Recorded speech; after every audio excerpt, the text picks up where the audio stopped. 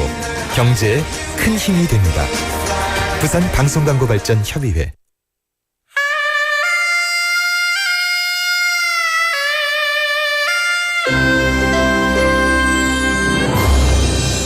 The time is now 7 o'clock.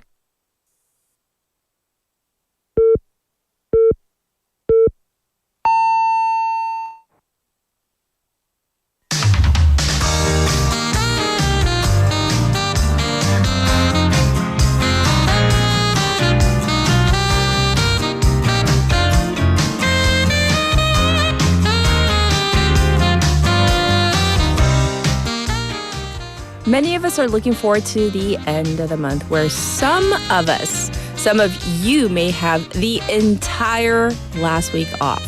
Well, it's almost a certainty that Monday, January 27th will be a temporary holiday, lengthening the Lunar New Year holiday to 6 days. And the point of this temporary holiday designation is to stimulate demand, to encourage people to spend money, to get out there and boost the local economy. And we know that small businesses definitely need this boost because we all know what happened in December. But will this long holiday have the desired effect on the economy? Well, for the sake of the small businesses, we certainly hope so. I'm Catherine. This is Morning Wave in Busan on Friday, the 10th of January on BEFM, 부산영어방송.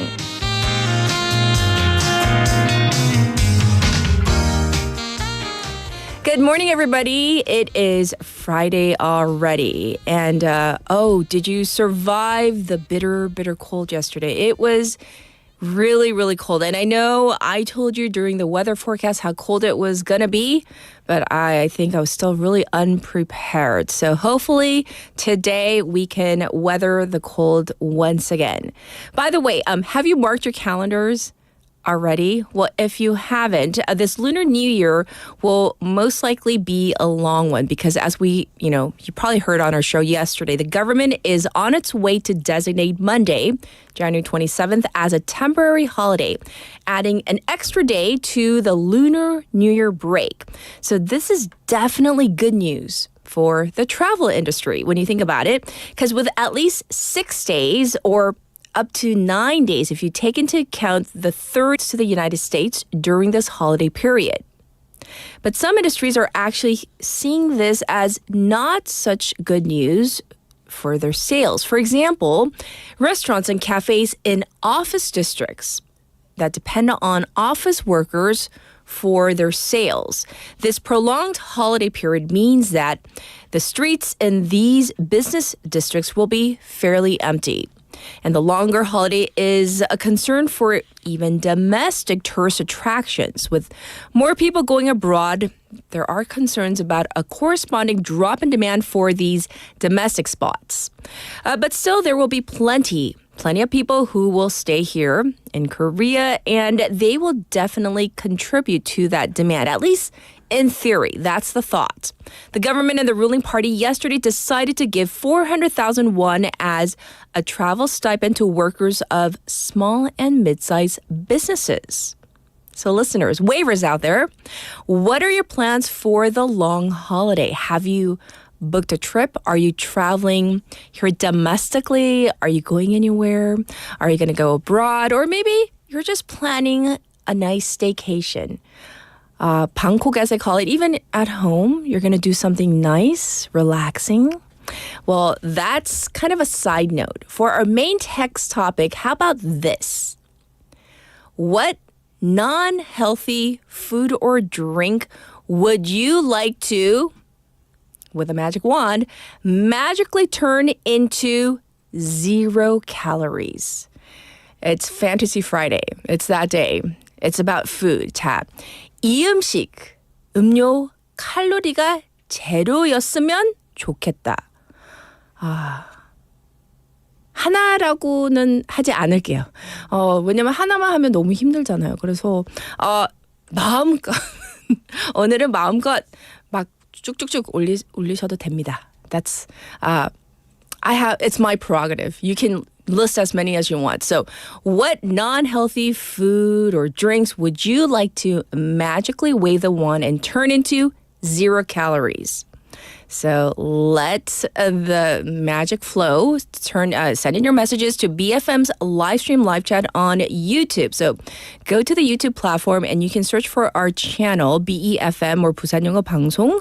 And by the way, have you seen our revamped logo? It's so nice. I like it.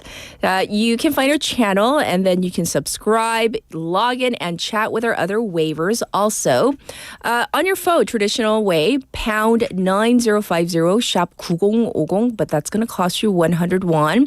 You can reach me for free through our Kakao Talk channel as well. And by the way, I take pride in the fact that I read each and every one of your messages and I do reply to each and every one of you. You can send in your messages. Also send in photos. That's another way to get in touch with me. You can listen to us in so many different ways these days. On the radio, if you're in the Busan area, 90.5 or 103.3 FM. Also, like I just said, YouTube. We're streaming live right now. You can also watch at your leisure. We have two apps, our BEFM app itself and also available on the Patbang app. You can download both for free. Very easy to do. All right, looking ahead to our Friday morning together. What do we have? We have Casey coming in for Foreign Press Highlights. And then we have Vasana with What in the World for our special interview. You may have heard of this word, this term, brain rot, which has gained popularity recently. It's been selected as one of the words of the year for last year. And I think it's really reflective of the digital habits on mental health. Some people see it as negative, maybe not so much in other ways. Let's find out with our expert in hour number 2. So that's coming up, and we have other corners as well. So stay tuned for that. And we have today's headlines coming up next.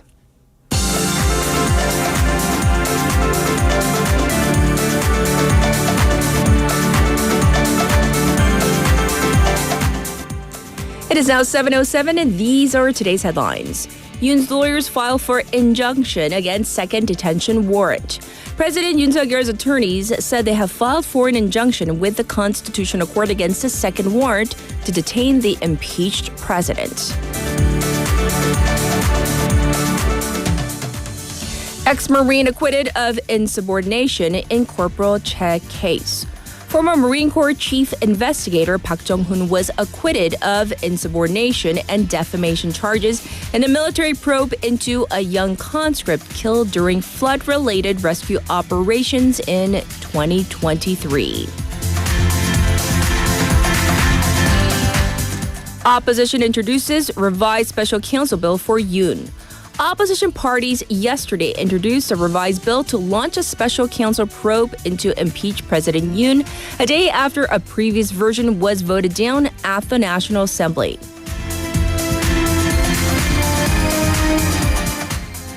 Nation under second day of massive cold wave. The season's coldest weather is likely to peak today with temperatures falling to as low as minus 21 degrees Celsius in parts of the country.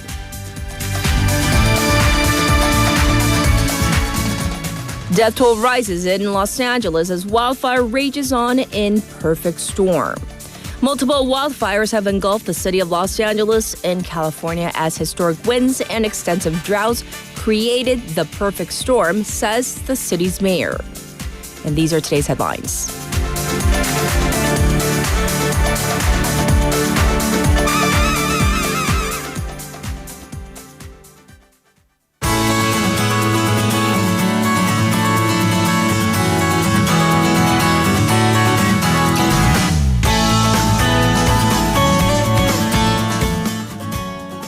It's time for Busan Updates. We have Sue in the studio. Good morning. Good morning. Oh my gosh, it's not Christmas, but we look like Christmas.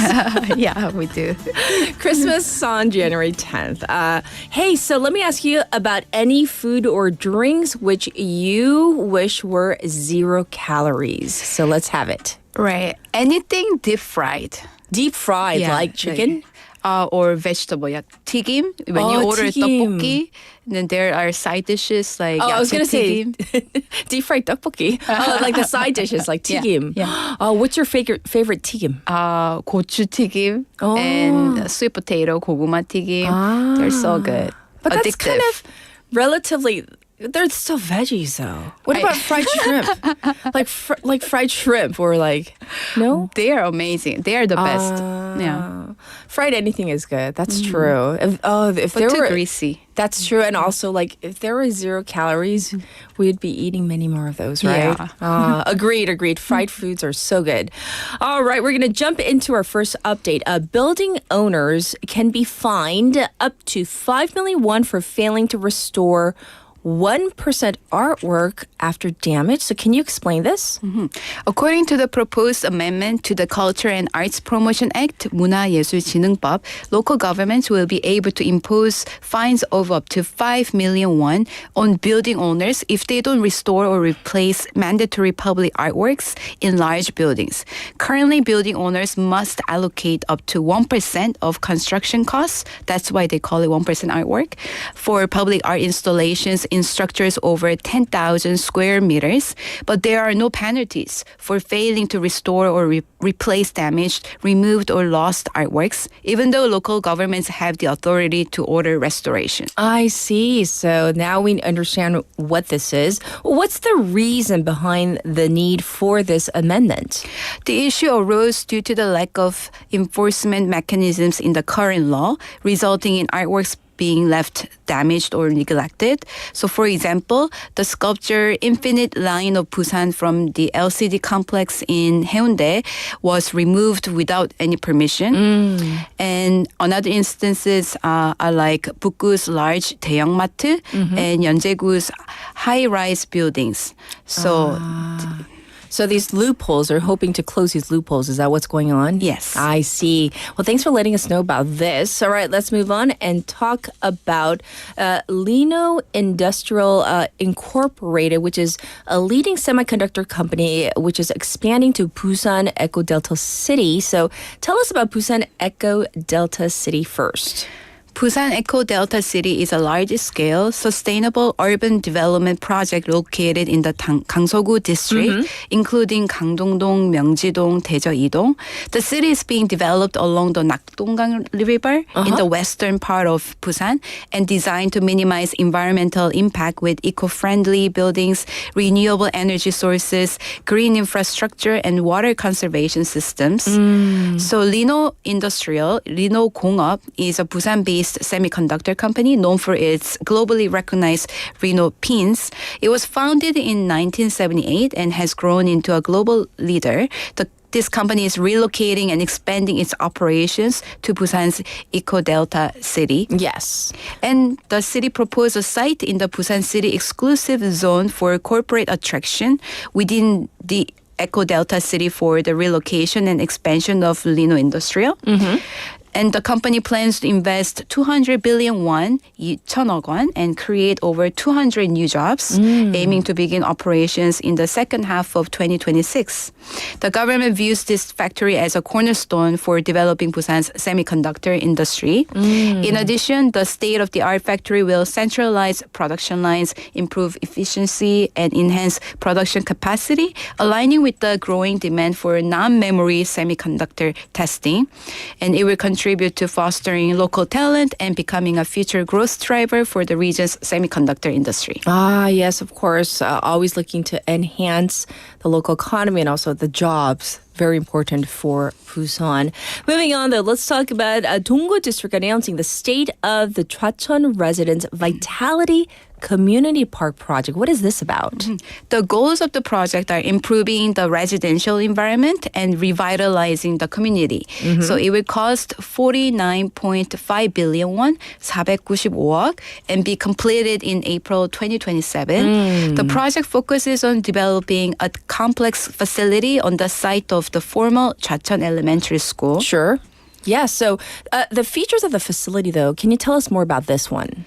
The facility, we have parking spaces, a house repair training room, a shared kitchen, a webtoon studio, an auditorium, and a park golf range. And this development is part of the larger New Up urban regeneration project called 도시 재생 사업.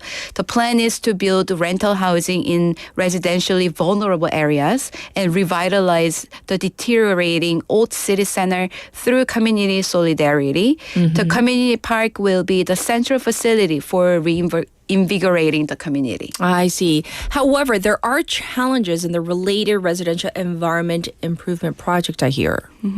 It's because of opposition from Bongseng Hospital and passive involvement from the Korea Land and Housing Corporation, 한국토지주택공사 LH. Even though completing feasibility studies and forming a residents' representative meeting were conducted, progress has been slow. Bongseng Hospital, which operates a subsidiary building on about 10% of the targeted area, they oppose the project. I see. Well, hopefully they can work out, the solutions to these challenges. Next, let's talk about this. Supporting certification exam fees seems to be kind of the new normal as local governments step up to support youth employment. Yes, I believe you never had to take TOEIC or TOEFL test. No. Right. No, right. But I know many youth, they right now it's like winter vacation, so they're looking into taking like TOEIC or what's like OPIC or all like TEPS or all the exams right now, right? So this is great news for them because as part of the employment assistance initiatives, local governments in the city are offering financial support to young residents for certification exam fees. Currently, 15 out of 16 districts in Busan participate except for Gangseogu district. The program started in 2019 in Sahagu district, and now it includes tests like language proficiency tests like TOEIC and TOEFL, the Korean history proficiency test, national technical certifications, and national professional qualifications. Okay. The initiative typically covers up to 80,000 won to 100,000 won per person annually. Eligibility is generally for residents aged 18 to 39 who have lived in the district for at least a year. I see. So this is great for our youth. Well, several districts have increased their budgets this year to meet growing demand. For example, Sasangu district tripled its budget and Dongnaegu district increased its allocation from 21 million won to 37 million won. Right. Namgu district leads with a budget of 100 million won, while districts like Haeundaegu district and Kumjeonggu district offer additional support for job interviews for costs like resume photo taking and transportation costs. Yes. And young people view this initiative very positively as it helps with their financial burdens. Yes. But demand often outpaces the budget, leading to quick depletion of funds in previous years. So some may not have a chance to receive the benefits, but still this is great news. Right. So if I were a young person, I would sign up very quickly for this. So thank you for giving us all the Busan updates, and we'll check in with you on Monday. Have a good weekend. You too. Thank you. Everybody, this was Sue, and I'll be back with our traffic and weather.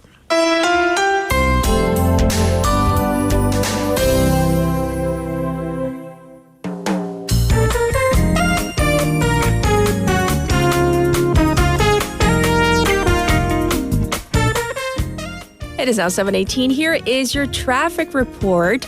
There is some backup on the Dongso overpass from Hwangyang Ramp to the old Kaegum Toll Gate. It's also congested on Luno Samsungdaedo from Myeongji Underpass to Shinho Bridge. It's looking slow on Pyeonglo from Suyong Overpass to Suyong Tunnel. As for the weather, even colder today than yesterday with the current temperature reading -8 degrees Celsius in Centum City under clear skies, but the real full temperature is -14.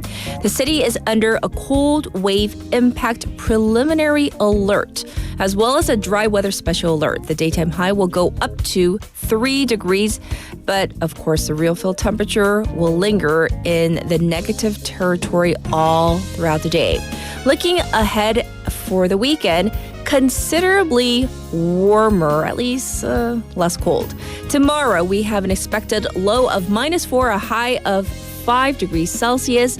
For Sunday, a low of -2 and a high of 6 degrees. At least we can say both days is going to be clear. This was your traffic and weather.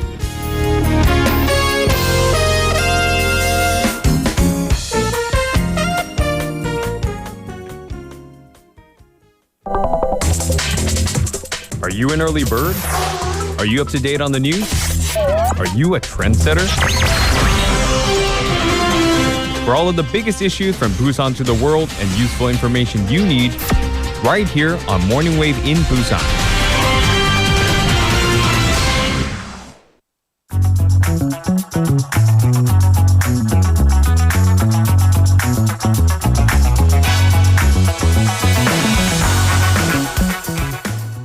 It's now time for News Digest. We have Haley in the studio. Good morning. Good morning. Oh, I was there's our told- 신호동. I was told I needed 신호등. yellow, but I'm trying to stick it on my face. Ow. Right.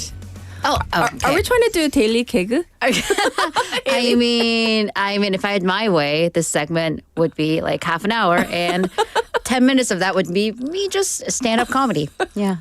So yes. Oh, Haley tries every day I to try. entertain, infotain. Indeed. Well, let's talk about our text topic. We got to talk about. I'm so excited. Do you have a list? All right, What's your so, scroll? So right, no, seriously, writer's intent. Yes. My initial, I'm like choking up thinking about it. God, all the calories. Your fork left. Yes. My intent was, what non-healthy food do you want to turn healthy? So like, I want French fries to have the nutritional value of a broccoli. Oh my gosh. Right? That'd be so But nice. then our producer was like, she's like, I don't understand. I was like, what do you not get about French fries having the nutritional value of broccoli? So 0 calories it is, but Yes. can I be like that guy who tells Genie, I want my third wish to be 3 more wishes? Yes. Okay, all right, cool. Endless list. Here All we right. go. I just want wheat Wheat. to have 0 calories. 그냥 밀가루. Just 밀가루. Then it can be, noodles, bread. As I was munching on some pastries while I was writing the script. So yeah, all the dessert. And then cows. Anything, not just the meat itself, but anything that comes out of a cow. Milk, which is cheese, cream. So yeah, I want wheat and cows to be 0 bagels calories. with cream right? cheese. Right. And then we're just, nutritionally eating air. I'm just saying. Oh, I'm so happy. Giggling like a schoolgirl. Are thinking we? About it. Is my mouth watering? Yes. Yes. Like literally. And then do I just have hard-boiled eggs waiting for me outside as my Yes. breakfast? Yes. Yeah. Yeah. Yeah. Okay. So we're let's- done, right? That's it, right? I can Let's go. come back down to reality. So sad. Okay.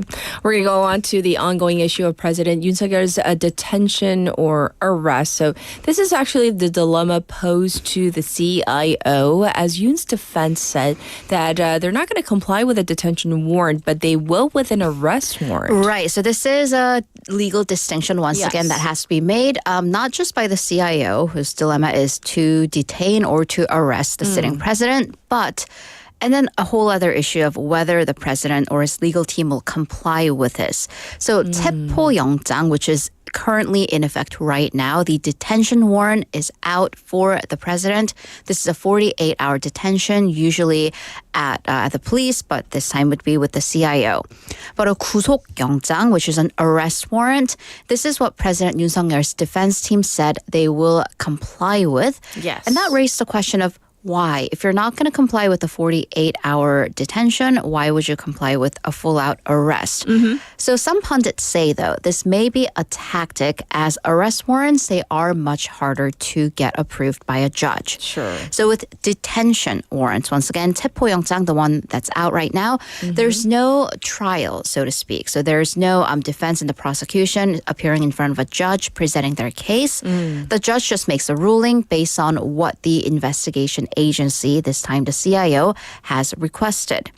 However, for an arrest warrant, there is a hearing with legal representatives from both sides. Yes. So what factors are considered in issuing an arrest warrant? Right. So for this, the suspect must pose a reasonable flight risk or a risk of attempting to destroy evidence. I see. In Korean, this would be 도주 혹은 증거 인멸의 우려.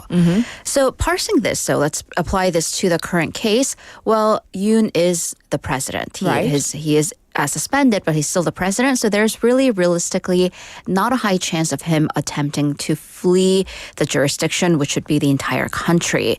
However, as his side is denying all charges relating to the insurrection, legal experts say that there might be a risk of him attempting or his associates attempting to destroy evidence. True. So that is what's going on that front. But this is an ongoing struggle that has also been very bad for the CIO, which has a lot to prove through its most high-profile case yet. Right. So the CIO, which 공수처, this was created in the former Moon Jae-in administration. This was a major part of the sweeping reforms into the very powerful prosecution. Yes. So from the get-go, there were concerns that its roles may overlap with those of the other law enforcement agencies, including the police and the prosecution. Right. However, back then, the Constitutional Court ruled that its creation is not unconstitutional. However, so since that they're past the legality issue, then the question comes to the issue of practicality, especially how effective can this agency be? Yes. So this current investigation against President Yoon Suk-yeol's insurrection charges, well, this is a prime example. As initially, if you remember, the CIO, the police, and the prosecution, they all kind of jumped on the case, but the CIO ultimately got the investigation right. But Yoon's defense team has kind of taken advantage of the legal ambiguities in the CIO's powers. Yes. For example, it has the powers to investigate, but not full powers to indict. Those powers are kind of limited. So the defense team has kind of used that as a ground for not appearing or responding to their summons. And then there were also problems, as we're currently seeing, in its ability to execute a warrant, as evidenced by what happened last Friday, so a week ago, at the president's residence. Yes, yes. Well, what about its other cases? Right, so since its foundation, it has actually received over 2,000 cases, but only indicted 5. And even 2 of the cases were acquitted, meaning found not guilty. So it's also undergoing a massive staff shortage right now, perhaps due to this lack of performance, because it took 6 months, number one, to find a deputy chief prosecutor. And of the 25 spots open for the prosecutors on its staff, it only has 14 right now. I see. So this agency does have much to prove right now. All right, moving on to what we were talking about in the opening, the long Lunar New Year holiday. Well, the government and the ruling party, they have come up with a series of support measures for this long holiday, right? That's right. So a bit of good news. The government and the ruling People Power Party yesterday announced a series of price stabilization and stimulus measures ahead of the Lunar New Year holiday.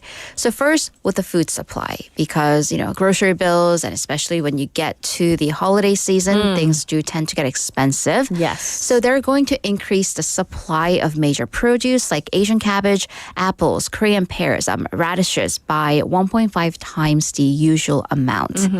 Also, for those shopping at traditional markets, the government is issuing 5.5 trillion won worth of onnuri gift certificates. So these you do get a little bit of a discount when you buy the gift certificates. You get more than what you pay for. Okay. And for the Lunar New Year period itself, when you use the digital onnuri certificates, their discount rates will go up from the current 10 to 15%. On top of that, you get 15% of what you spend back in the gift certificate amount. So, yeah, definitely adds up. Yes, yes. And we were talking about domestic travel during the opening as well. So are there measures to kind of nudge people to travel within the country? Right. And I do want to know if our waivers have any plans or recommendations for, a couple days worth of trips. Sure. So hotels and accommodations coupons are not going to be in effect for the Lunar New Year specifically, but later on starting in March. But 150 workers working for SMEs, small and mid-sized companies, they will get 40만 원, 400,000 won in stipends if they do travel within the country during the holiday. Okay. But then for people who are going to go to the capital area during the early days of the holiday and come back down in the later days, it's called 역귀성, kind of traveling in the opposite direction of holiday travel, you may get 30 to 40% off of your SRT or KTX trains. And those are, not cheap. So this is definitely something that we as Busan residents may consider if you're not even going up to Seoul, but just, up north of here, the Yes. southernmost city. And then once again, the hotel and accommodation coupons for non-capital areas. These will actually come into effect starting in March. Also, national heritage sites and museums will be open for free along with national parks. Ah, okay. Well, that's all good. Well, what about stipends and support for businesses and workers? Right. So traditional market merchants will get a total of 5 billion won in support to purchase major holiday produce. The government will give out 70,000 won in transportation stipends for people in low-income households and people with disabilities. And also, for those of you who are going to see your families or just traveling, this is my favorite part, expressway highway tolls will be free right now from the official holiday period of January 28th to the 30th. Okay. However, once the 27th, that Monday, is confirmed to be the holiday, it does need to pass the cabinet. It's almost a certainty. Tolls will be free on that day as well. Yes. And finally, don't worry about parking because most of all public schools will be open for parking. Oh, and if you've been anywhere near like a traditional market, this is so Right. helpful. Yes. For our last story, I covered the incoming president Donald Trump's ambitions for Greenland, the Panama Canal, and even Canada, and the renaming of the Gulf of Mexico. He wants to name right. it the Gulf of America. And the Mexican president wanting, right. well, this should be then Mexico America. Exactly. So, and the question many are asking is why? So some have a theory. Right. So that why might be rhetorical, existential, but yes. we're going to maybe present a theory. These answers might be China, Russia, and climate change. So a U.S. outlet cited two national security officials from Donald Trump's first term. Because in a recent press conference, a bit of recap, Trump said he went as far as saying that he won't exclude using military or economic pressure to take control over the Panama Canal or Greenland, which it's Denmark's territory. So for the first official cited is former National Security Advisor John Bolton.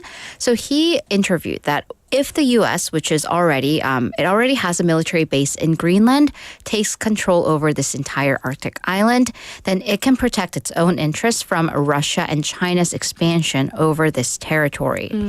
And interestingly, the reason for this is connected to climate change, because Bolton says, and some experts do corroborate this, with the Arctic ice melting, then what's called the Northwestern Passage, which would be a maritime passage that can connect North America, Europe, and Asia, then that becomes a reality, and this may become kind of a new frontier for these superpowers. Interesting. Well, what about the Panama Canal? Right, so this is kind of in similar logic, at least from Trump's side. Okay. So he argues that China has come to control this very strategic canal. It does go back to climate change because droughts in the area, they did significantly lower the water levels.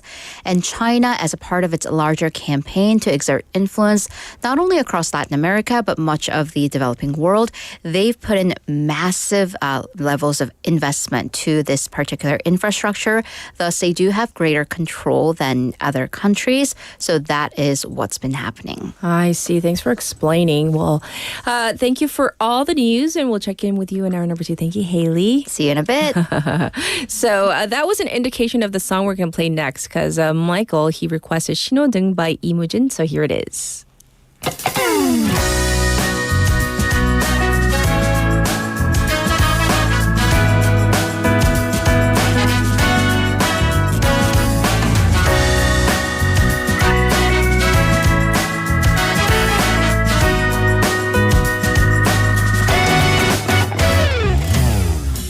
이제야 목적지를 정했지만 가려한 날 막아서 난 갈 길이 뭔데 새빨간 얼굴로 화를 냈던 친구가 생각나네 이미 난 발걸음을 뗐지만 가려한 날 재촉하네 걷기도 힘든데 새파랗게 겁에 질려 도망간 친구가 내 맴도네 건반처럼 생긴 도로 위에 수많은 동그라미들 모두가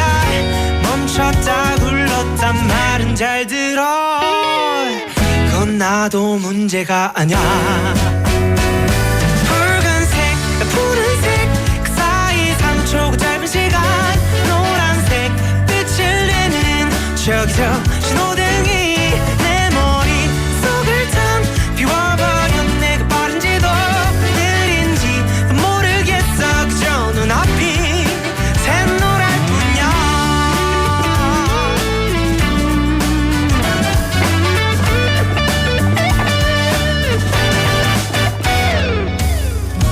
솔직히 말하자면 차라리 운전대를 못 잡던 어릴 때가 더 좋았었던 것 같아 그때랑 함께 온 세상을 거닌 친구가 있었으니 건반처럼 생긴 도로 위에 수많은 조명들이 날 빠르게 번갈아가며 비추고 있지만 난 아직 초짜란 말이야 붉은색 푸른색 그 사이 3초 그 짧은 시간 노란색 빛을 내는 저기 저 신호등이 내 머릿속을 텅 비워버려 내가 빠른지도 느린지도 모르겠어 그저 눈앞이 샛노랄 뿐이야 꼬질꼬질한 사람이나 부자 곁엔 아무도 없네 삼색 조명과 이 색칠 위에 서있어 괴롭히지 마 붉은색 푸른색 그 사이 3초 그 짧은 시간 노란색 빛을 내는 저기 저 신호등이 내 머릿속을 텅 비워버려 내가 빠른지도 느린지도 모르겠어 그저 눈앞이 샛노랄 뿐이야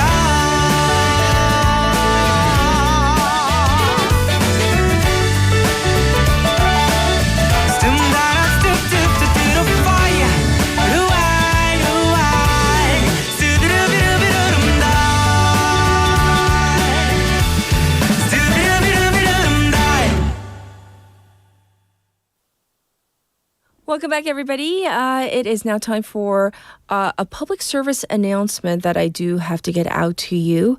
The Korean National Police Agency has issued this public service announcement at 7:14 a.m. on January 10th, 2025 nationwide. Regarding the Jeju airplane crash, the Korean National Police Agency is conducting a thorough investigation into defamatory posts and videos that harm the honor of the victims and their families. Spreading false rumors or posting defamatory content and videos indiscriminately is a serious crime.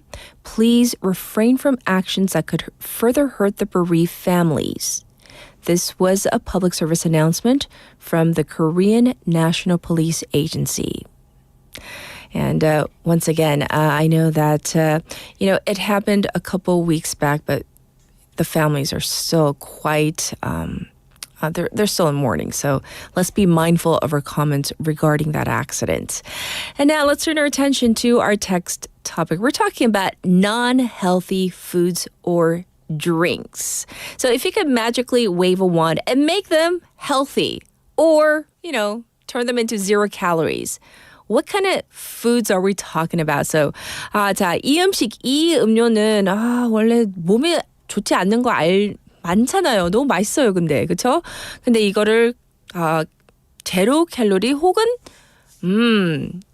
갑자기 반대로 몸에 너무 좋게 만들 수 있다 하면 어떤 걸 생각하시는지.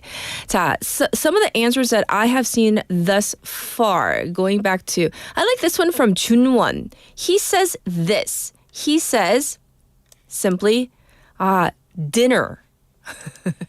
그냥 저녁 식사 다?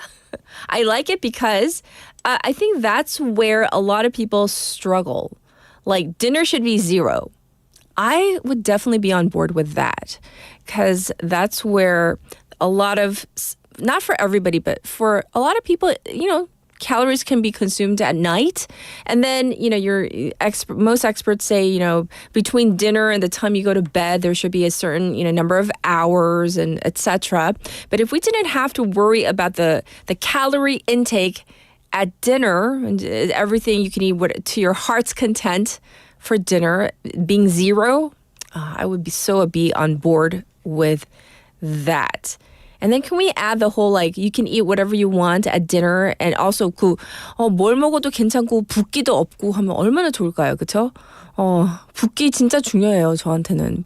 방송인한테는 I know that for people on TV, newscasters, I've heard some don't eat after 2 p.m., 3 p.m.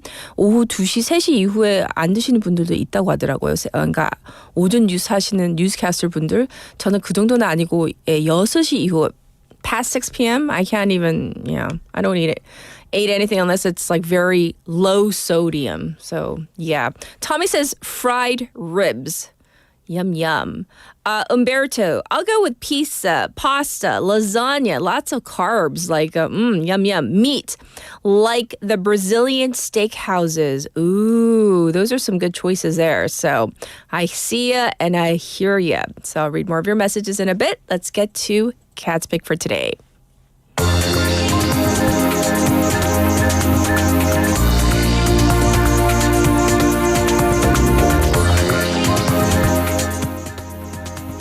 For Cat's Pick today, I was avoiding this story a little bit because it does hit a little too close to home, but I am going to focus on the wildfires that are happening in the Los Angeles area. So here's a clip from NBC News.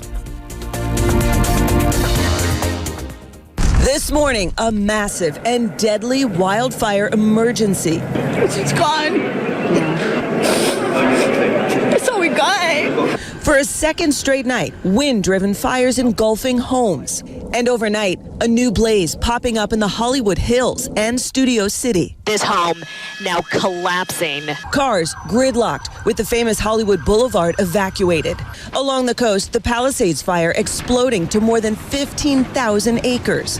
California's iconic Pacific Coast Highway now a trail of burnt wreckage. It's devastating. It is apocalyptic. You feel like you're on a movie set. This does not feel real. It doesn't even look like a house anymore.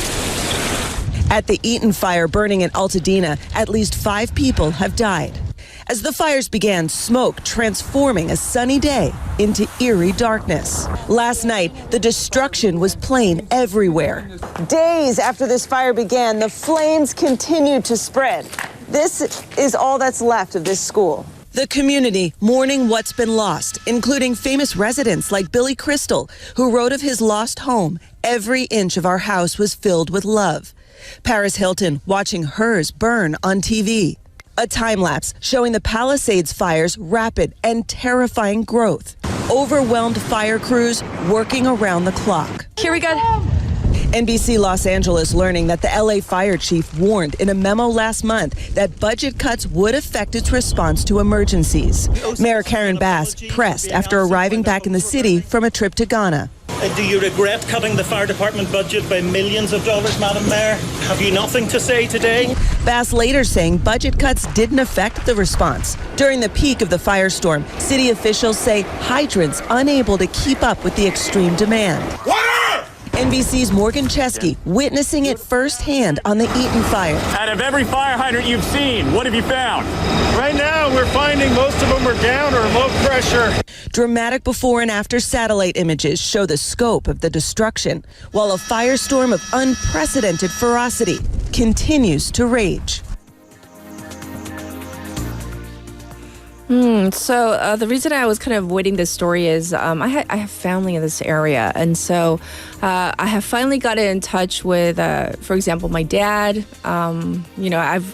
was touch and go because I couldn't get in touch with him, but Dad's okay, and in-laws, everybody's okay. But for a moment there, it was difficult getting in touch with people because people had to be evacuated to other areas, and it was pretty hairy. And watching those homes go up in flames, it's a tough one. So anyhow, this is Cat's Pick for today.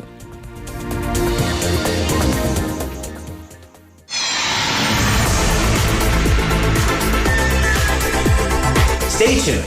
You're listening to Morning Wave in Busan.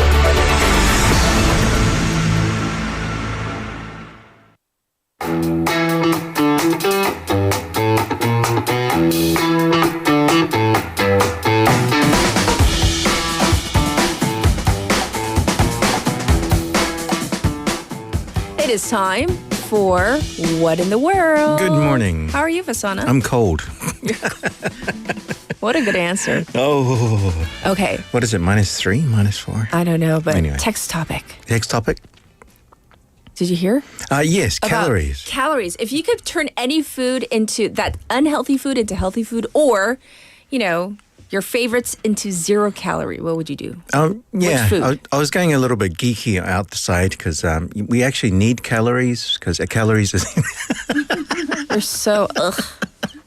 So I'd say not 0 calories, but decrease the calories. And you know how some people watch the calories. 재미없어. No fun. Okay, Party pooper. Black Russian. Huh? A Black Russian. What's a black? Oh, drink? It's a drink. Yeah. That has about 500 calories in one drink. In one drink? One drink. You would want to... That's why I used to weigh so much. I used to drink a lot of that. But you wouldn't want to waste 500 calories on one drink? So decrease it to about 50 calories. 50, okay. Yeah. Because 500 calories, that's like lemon. No, I'm saying the original. The original, right, but it still. It is 500 calories. So that's a lot of decrease it to calories. 50 calories or 0. Alcohol, definitely. Definitely alcohol because we don't need alcohol in our body. It's poison. It is. But it alleviates the pain of living sometimes. A little bit. All right, we're going to jump into our topic. What do you have for us? Okay, first question for our listeners and you. How far would you go to not do something? How far would you go? So, for example, if you, when you were young, you'd have a lot of handsome young men come up to you and ask you for a date. And you say, I'm washing my hair tomorrow. Oh, I'm busy tomorrow. That's so old, but yeah. Yeah. We get your drift. Yeah. So how far would you go to not do something? Oh, I've told some doozies. Yes. Yeah. So this 32-year-old Indian man. Yes. Cut off 4 fingers on his left hand to avoid to continue working as a computer operator. He cut off his fingers to not work? To not work. Oh, that's extreme. But it was to not work at a relative's company, not just a company. It was his relative's company. And so because it's family, you kind of you're obligated to work there. So the investigators started checking CCTV footage because he said that he passed out and all this and giving excuses. Oh my gosh. But he actually cut his own hand off. Oh my goodness. Yeah. Fingers, terrible. not hand, fingers. Yeah, so so cutting off your nose to spite your face has taken off a different... this is so literal. Yeah, literal. Cutting off your fingers to spite your relatives. So you don't have to work to support them? Work to support them? Or, I'm not sure. Wow. But anyway, so let's move on from that story. That was a dark first story. Okay. That horrific story to one about safety. Okay. So this one I actually thought about when I was younger. When I was, I think in intermediate. In New Zealand, we call it intermediate. Is that junior high or middle school? Yeah, it's about middle school. Okay. Yeah, between middle school and elementary school. But I didn't know what to do or have the means, so I just passed on. So this is from our neighbors from across the East Sea. So you know how styrofoam is used for protecting packages? Yes. Yeah. So I've got a little picture here. So Okay. one company has decided to use popcorn. Like real popcorn. Real popcorn instead. So when and this is not old popcorn, this is fresh popcorn as well, or popcorn that you can eat when it arrives. Oh, so it's like doing double duty? Yes, double duty. Double duty, I like. So instead of throwing away the styrofoam and affecting the environment. Yes. Affecting. You can eat the cushioning materials instead. After it arrives? After it arrives, so you you've got open the your popcorn. box, take it, and then... So the popcorn is not loose in the box. Oh. It's in plastic as well. So, or hopefully some nice plastic. I was going to say, because if it's like out in the open, just not... Yeah, it's not in the open. That's not sanitary. It's in packaging. Okay, and it's stale. No, it's not stale. I know, so that's kind of nice. It's very nice. I like that idea. Yep, so it's cushioning. So for example, yep. I like What's with the Yeah, beer? so that's what I'm saying. The beard If is it delivered that would be a double happy because Can you imagine you order the beer yeah, and then they cushion the beer with popcorn, With the popcorn. I which is love what you it. eat when you have beer. Yeah, so it's that's perfect. great. Yeah. Okay, we're staying in India, or rather going back to India for our next story. To talk about a man called Dinesh. This Yes. one I can relate to because when I was younger, I used to lose a lot of cell phones, probably because of the Black Russians. And so he was going into a temple. Yes. And when you go into temples or churches, you give money. And so at the front of the temple, there was a box. And so instead of putting the money that he had in his left hand in the box, he put his cell phone in the box. In the collection box? In the collection box. Oh, no. But however, in India, they have some strict rules in regard to donations. So I was going to ask you some questions, but I'll carry on with the story. Yes. So when he went to the I was going to say the authorities, but when he went to the temple to ask for his phone back, they said, "Sorry, sir, that phone now belongs to God." Like, No, I'm not kidding. It was, really? Yeah. They wouldn't give it back? I've got a photo of they wouldn't give it back. I've got a photo of poor Dinesh because he waited until the end of the day when they actually opened the collection box. And that's him there. Oh, no, that's the worker there. That's the worker that went through the collection box. And he just basically showed him his phone. It's kind of like leading somebody to water, but you can't have it. He said, "Is this your phone?" "Yes." And I say, "Sorry, bro. You can't have it. You can't have it. This is God's. Rules are rules. God called dibs." So, yeah. So for real, he didn't get it back? He didn't get it back. But they gave him some rupees and some other things from... Seriously, he didn't get his phone back? He didn't get his phone back. I've got to do a follow-up on this story to see if he might That's have... so not right. Might have taken it to a higher court to see... To God? to God. That is so not right. So here's the moral of the story. Next time you're at a temple, keep your phone far away from the collection box. Or better still, leave it in the car and make sure it's your car, not somebody else's car like I've done before. That's a terrible story. Not even Apple Care can save you. So finally, I wanted to end this segment on a feel-good story. Yeah, we need one. Yeah, feel-good story. Okay, here we go. At the end of every year, some companies, they give their workers a nice bonus. Not sure whether you got one. But anyway, Evergreen Marine, a prominent Taiwanese shipping company, has made headlines with a jaw-dropping act of kindness. Okay. Not jaw-dropping, jaw-dropping. You're going to... If my jaw does not drop to this table, you're in trouble. As long as your drawers don't drop. Their employees will receive an average year-end bonus.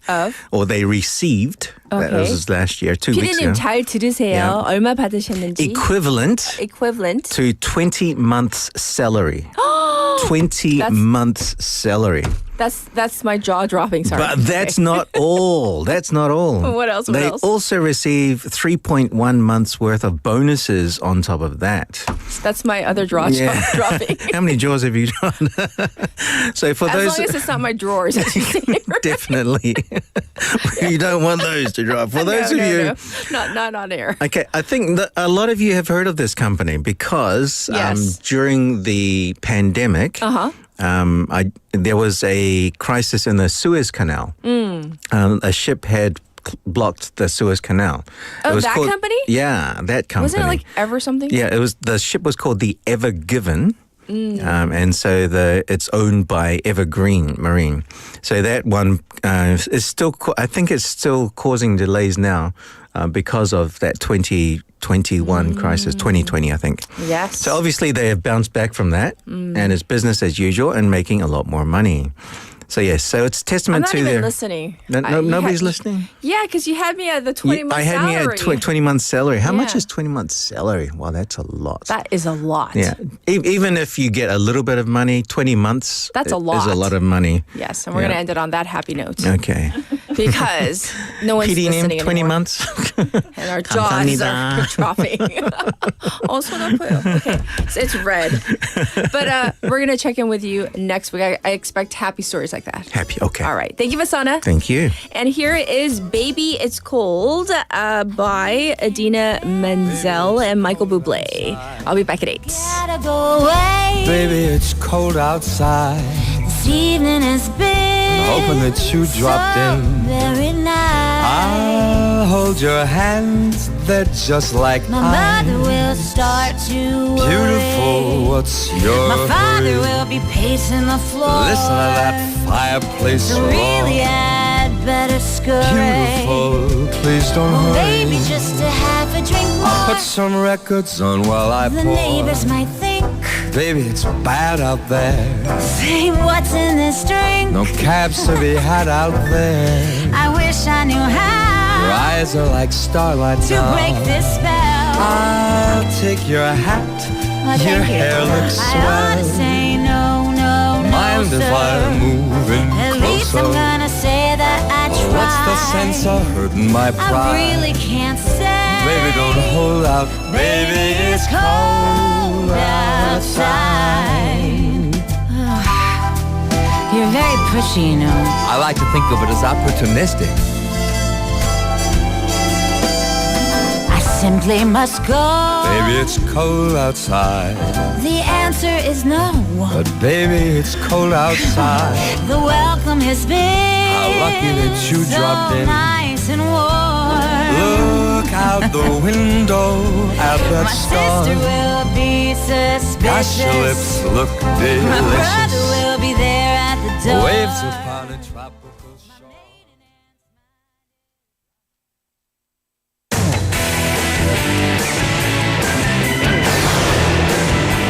Your bridge to the world.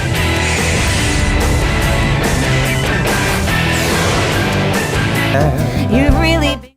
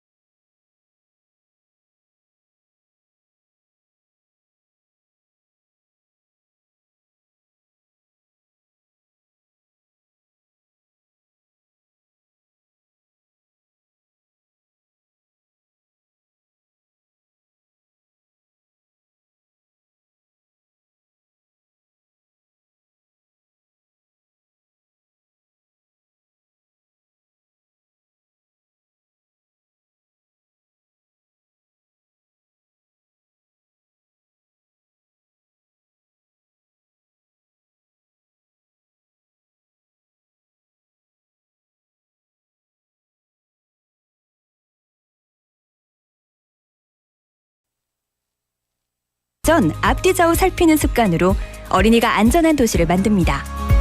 참, 운전 중 휴대전화 사용은 모두에게 위험합니다. 우리 모두를 위한 교통안전, 나부터 실천하면 모두가 안전해집니다. 어린이가 안전하게 뛰어놀 수 있는 부산. 아이 키우기 좋은 도시는 우리 모두의 미래이자 희망입니다. 이 캠페인은 어린이가 안전한 부산을 만드는 은행, B&K 부산은행과 함께합니다.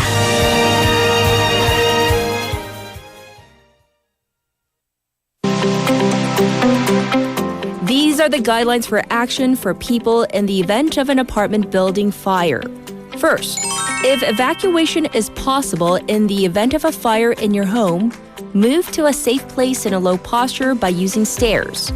And if evacuation is difficult, move to an evacuation space or block the door gap and call 119 for rescue. Second, if a fire breaks out in another home and no flames or smoke enters your home, wait inside the home, call 119, and act according to the announcement. Third, if flames and smoke come into your home in the event of a fire in another home, check to see if evacuation is possible and then evacuate or request rescue. This was brought to you by the Ministry of the Interior and Safety and the National Fire Agency.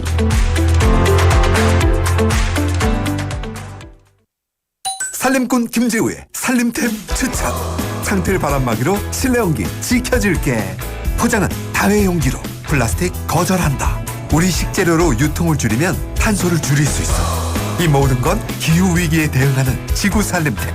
여러분도 함께해요. 공익광고협의회.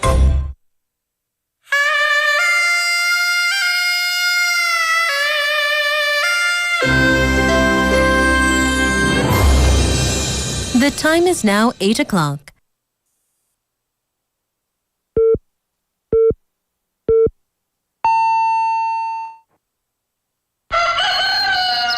Good morning, dynamic Busan. Yeah, you're waking up. Time to shake it up. Tell the world good morning and find out what's going on. Well, hi there, folks. There's everything from comedy to lively chat to music. Broadcasting from a room about the size of your closet. All calls are recorded. What show is this? Live from Korea's dynamic city, this is Morning Wave in Busan. I'm sorry, who'd you say you were?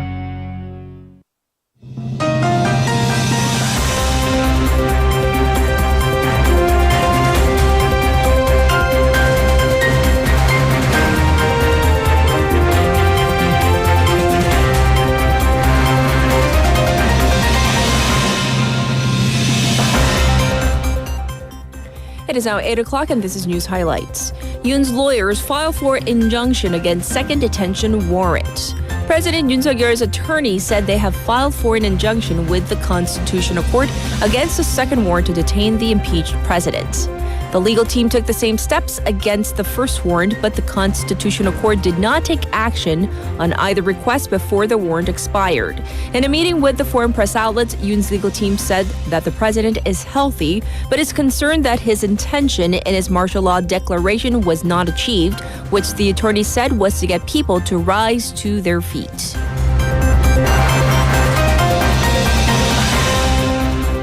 Ex-Marine acquitted of insubordination in Corporal Che case.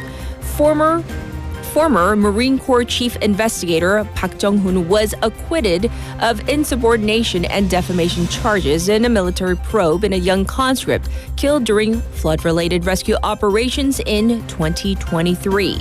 A court-martial in Central Seoul delivered the ruling yesterday, siding with Park's lawyers, who had cited a lack of clear order from his superior on transferring the case to the police and illegal influence peddling. The case and its proceedings have made headlines amid the purported involvement of the presidential office in the retrieval of the probe results from police.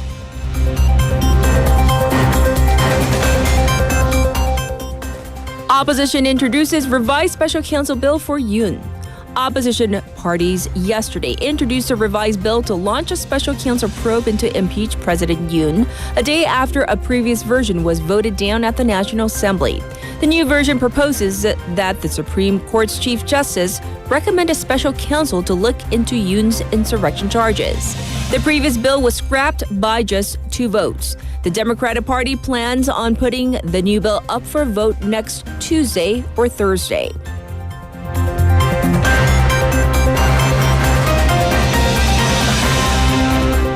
Nation under second day of massive cold wave. The season's coldest weather is likely to peak today, with temperatures falling to as low as minus 21 degrees Celsius in parts of the country.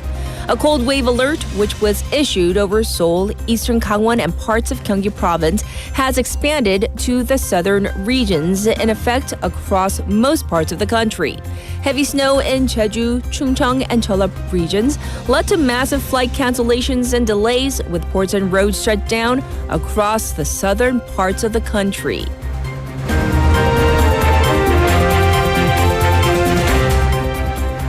Death toll rises in LA as wildfire rages on in perfect storm. Multiple wildfires have engulfed the city of Los Angeles in California as historic winds and extensive droughts created the perfect storm, says the city's mayor. Nearly 180,000 people are under evacuation orders. Officials previously reported the death toll to be at least 5, but said that they are not certain at this point. Some of the biggest fires still show 0% containment at this time, with gusts of wind posing challenges for firefighting efforts. And this was News Highlights.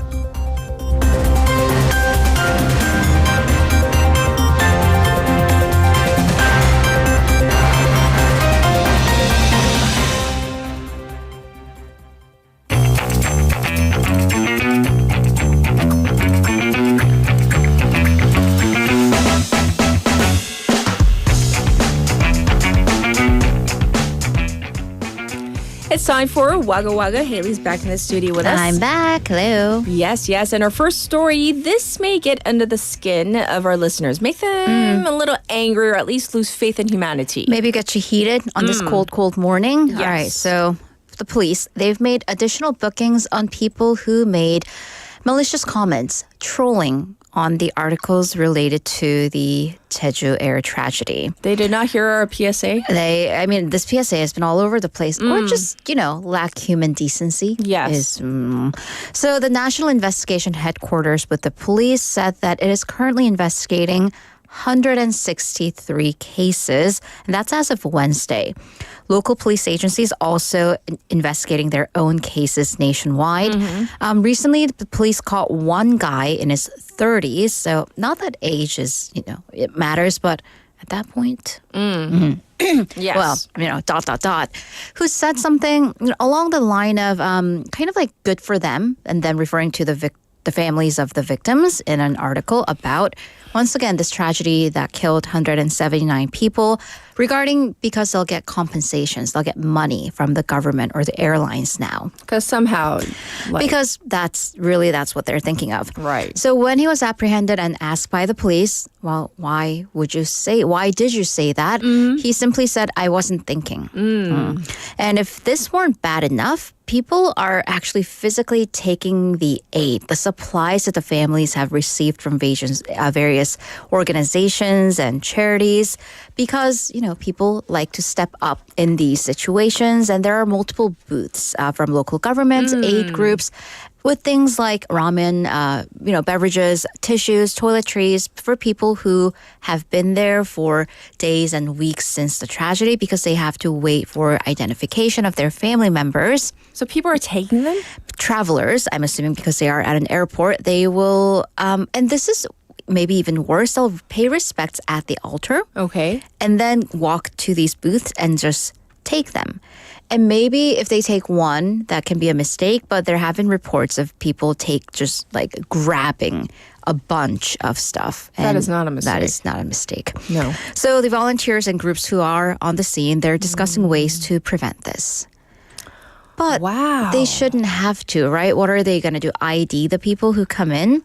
This is such it's ironic because this is a country where we feel safe enough to leave our phone anywhere. For example, like on a coffee table in public. Right. If you drop your card, guaranteed it's going to be there an hour later where you dropped it. But this happens.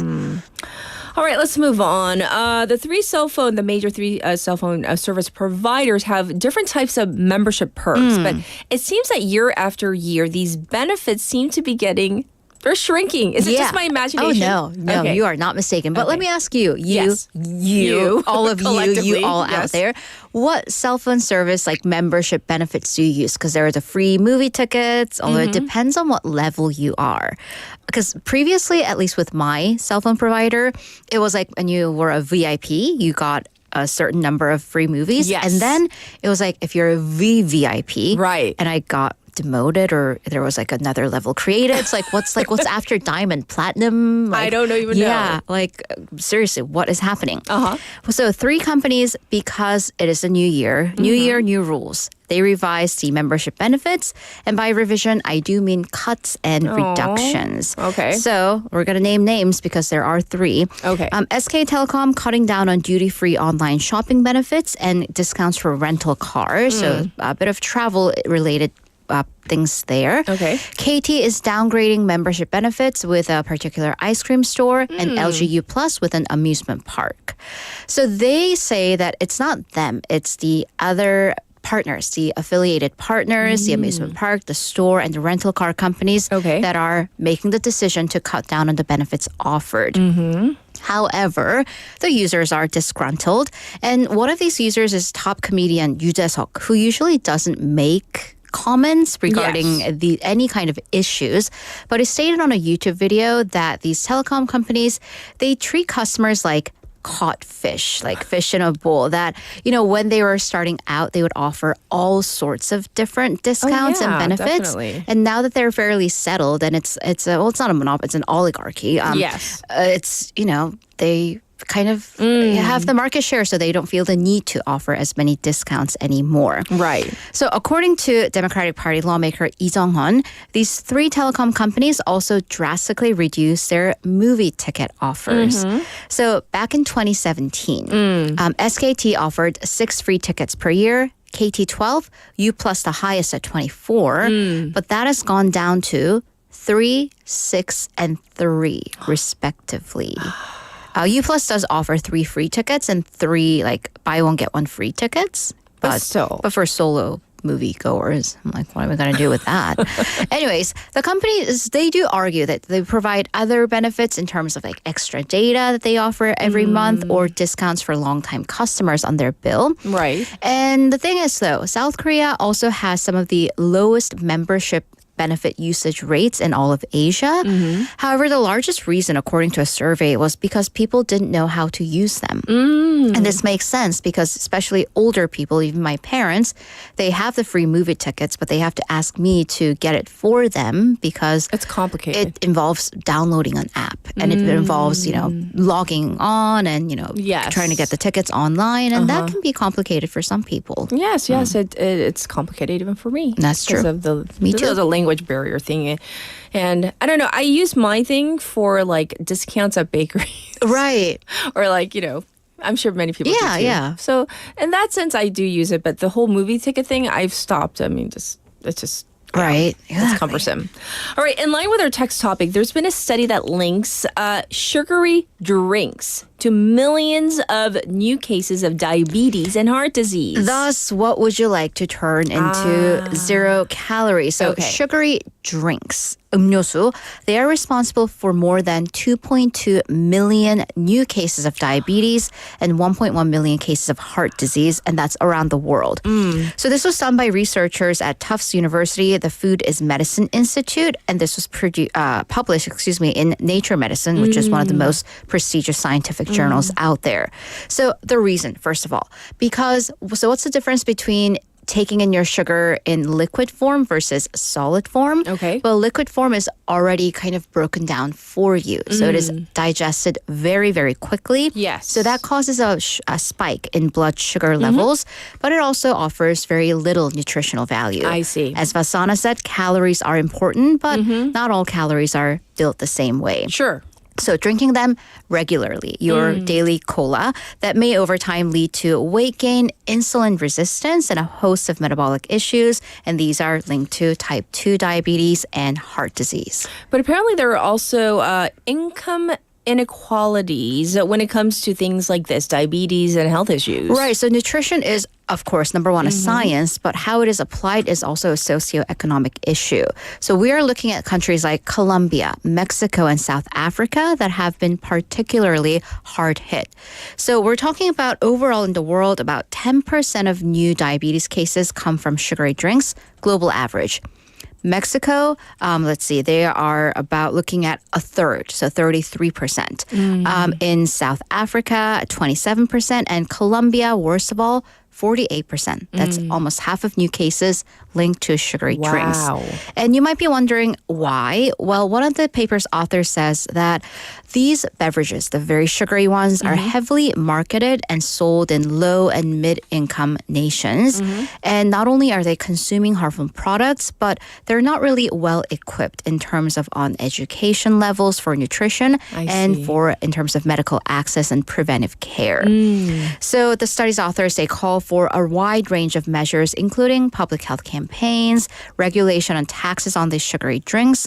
For example, Mexico, which once again has one of the highest consumptions of sweet beverages around the world, they actually introduced a tax on these drinks about 10 years ago. Oh, okay. So I can see the correlation and why this is an issue. Sugary drinks, diabetes, and heart disease, and hence why we talked about it today. For our final story, this is a feel-good story that proves that age is just a number. All right, so I'm taking you on a ride, starting with what's wrong with humanity too, but yet, despite all of this, there is still good in the world. All right. And, kind of a proof of it's better late than never, especially when it comes to learning. And I know year in and year out, as we get older, we feel our memory lapse and your brain just doesn't go at the speed that it used to. Right. But here are 4 older ladies, grandmothers, who graduated from elementary school yesterday. Really? Right. Ooh. So these are students Kim Sun-deok, the oldest at 81, Lee Sun-suk, 75, Jang Hwan-yeol, 77, and Park Hyang-im, 76. Okay. They're the most recent graduates at Kunseo Elementary School in Yeonggwang, Jeonnam Province. And you see their photos. Right. So these ladies, look at their age. Yes. They lived through the Korean War. And then 보릿고개, which is what we refer to as this time of immense economic hardship where people were literally starving in South Korea. So during those times when, you are having difficulty meeting your basic needs, education many times were put on the back burner. Yes. Especially for young girls. And these are, some of the people who went through that period. So Mrs. Kim Sun-deok, she was the trailblazer. So she dedicated her life, because she didn't get education, to making sure her children never had to go through that. Yes. But she always says she had this desire for education. And this is what I love. Because sometimes when your parents or people around you, they say, I want to do something. I want to learn how to ride a bicycle, or I want to go running. Right. And our producer wants to go running. And we'll say things like, you should. And that's it. We're very supportive verbally. Yes. Passive. Passive, yes. But was an extra step taken by her son, who actually called the elementary school and said, hey, my mom wants to do this. Can she? And what's really interesting is because this was kind of a win-win situation. All schools in South Korea, elementary schools, they're seeing declines in the student population. Yes. So the school was like, yes, any extra person we can get regardless of age, yes. So it happened. And when Mrs. Kim joined, 5 other ladies in the village joined. Okay. And 2, they did have to drop out because of health issues. They are older. But 4 of them, therefore, completed all 6 years. Yes. Getting their diploma, or getting, graduating elementary school, forming great relationships. And Mrs. Kim is even going on to middle school. Who's the kid in the middle? One of their classmates. Aww. Right. Are they graduating together? I think so. I think so. Cute. So her son, Jung Won-sik, who's the one who made the call, says he's incredibly proud of his mother and is rooting for the second chapter of her life. So this is kind of an inspiration for us to not only inspire others verbally, but when someone says, I kind of want to do this. Hey, let's go running. Hello, look at me. Look at eye contact. Let's go running. She's ignoring us. I run by your home all the time. Yeah, so I'll get you. Yeah. 약속. 진짜? 약속. Okay, I'm a witness. 이제는 꼭 가시는 Whether they like it or not, drag them out. I love that. The fact that, she raised her son right. I know. I love it. Yes, I love that relationship. Well, I'm so glad we ended on that story and not the first one, because that one just really it's a doozy. irked me. But thank you for the positive story. We're going to leave with that happy feeling, and we'll speak to you on Monday. Thank you, Haley. Have a warm weekend. Everybody, this was Haley with Wagelwaggel. Let's get to your traffic and weather.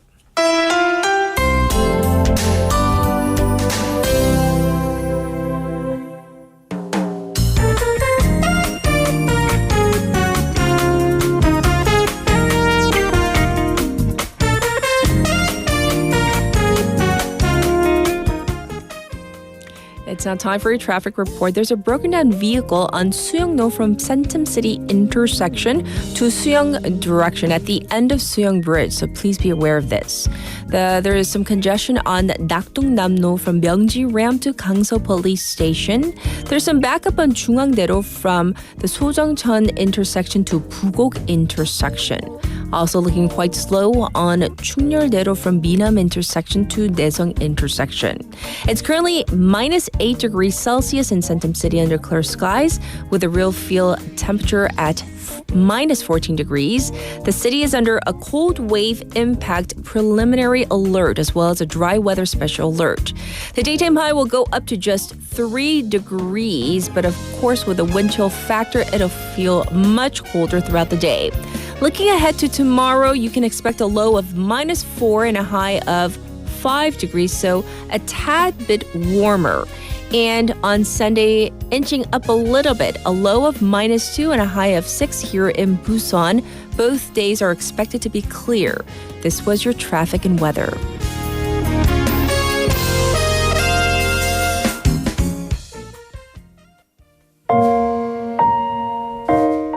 And this is Benny's song request, 첫눈처럼 너에게 가겠다 by Ailey.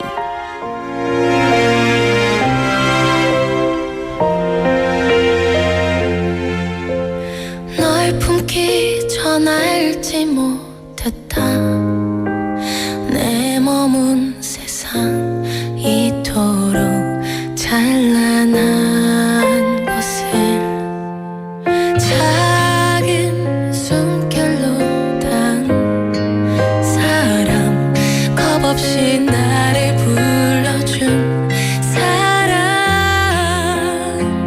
몹시도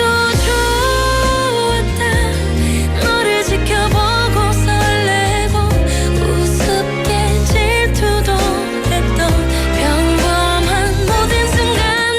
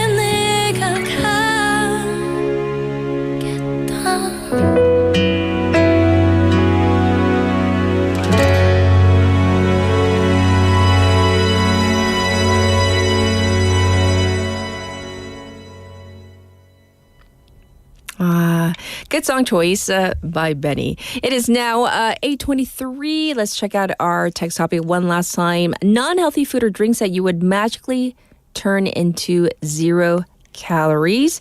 And so Yoon Jung Waver mentioned cake. Oh, cake. Cake's a good one. But how much cake can you guys handle? Because it is kind of sweet. But yeah, certain cakes, like right now, what's in season?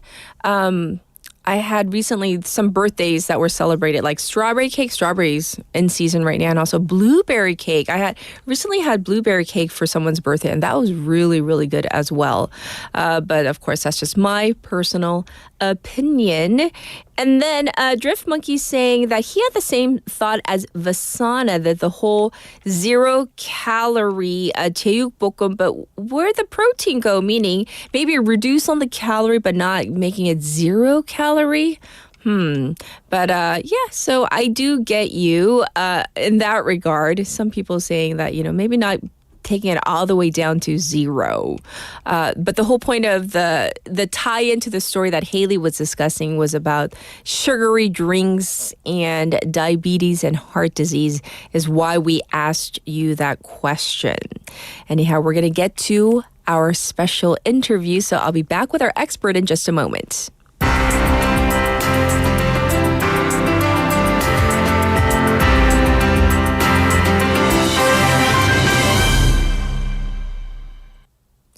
This term, brain rot, has gained popularity recently after being selected as one of the words of the year for 2024.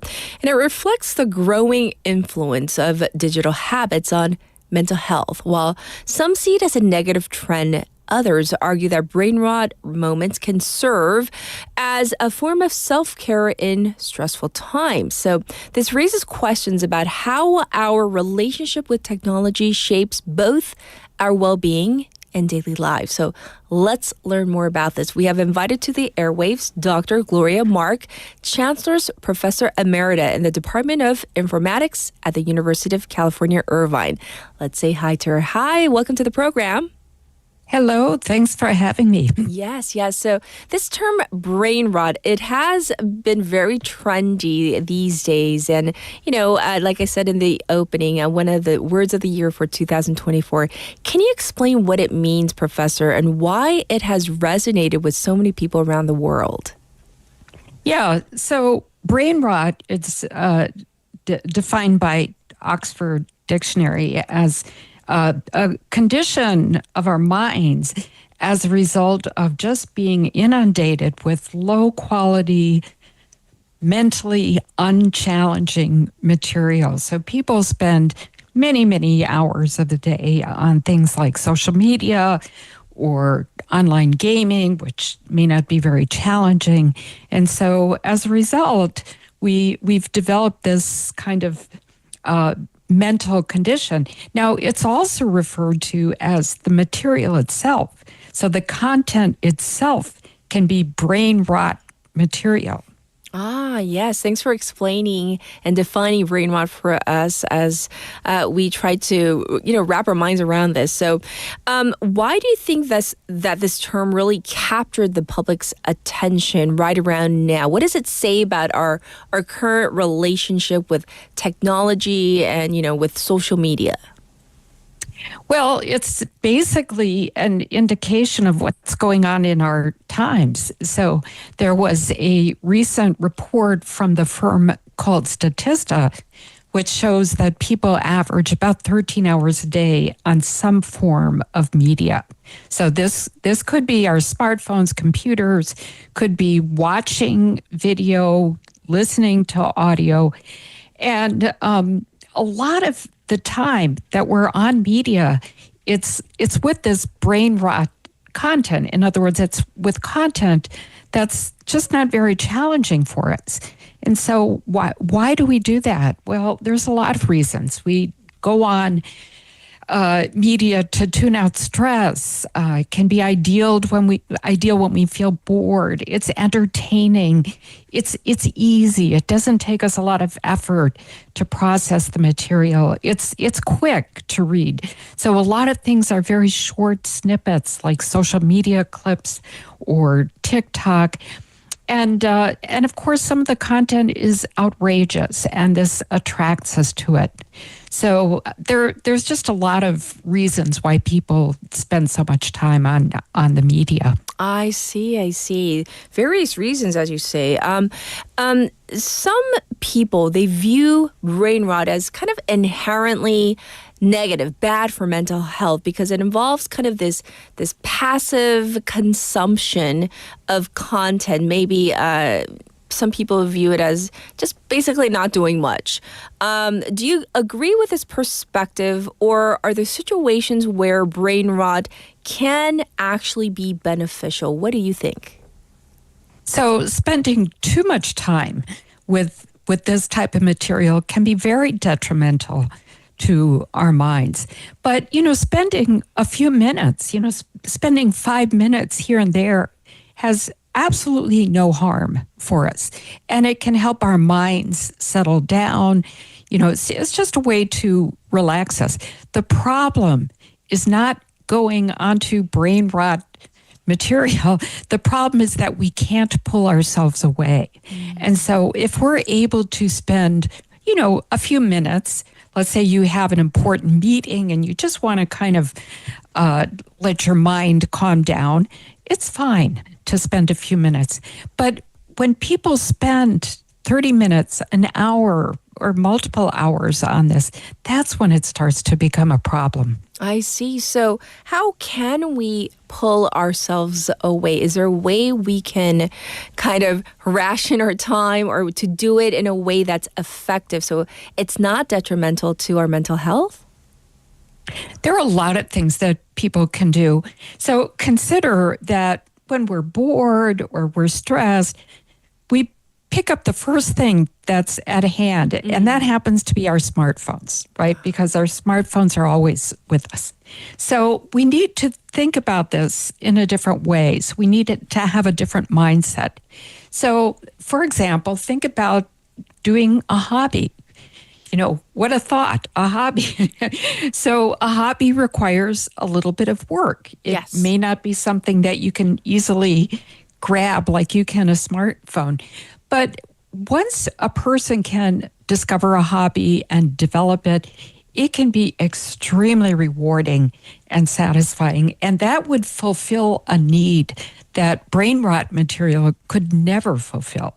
So it's something that, is has deeper meaning for us. Another thing we can do is practice deep reading. And what do I mean by deep reading? I mean reading long form content like books, and books that can cause us to do some thinking and maybe change the perspective we have about ourselves or the perspective of the world. And this is something brain rot material doesn't do. It stimulates us on the surface. And another thing we can do is exercise. Yes. And that's absolutely a great alternative for, lounging on the couch, looking at brain rot material. We know that when people go outside, even for 20 minutes, it can completely reset the mind.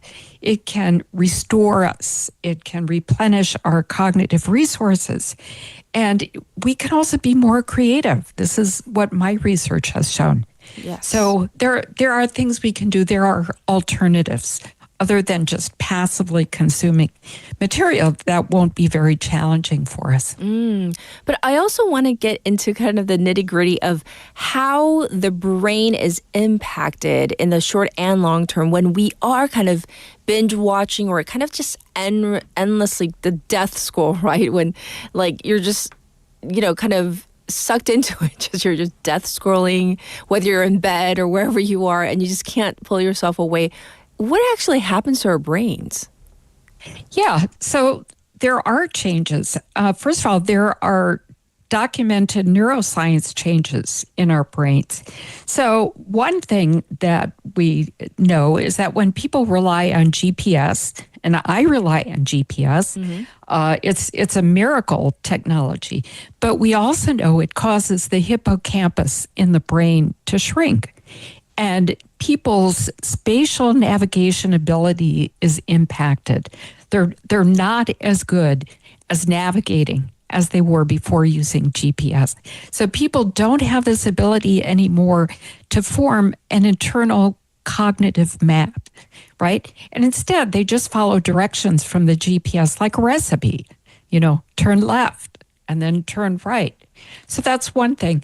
The other thing is our attention is affected.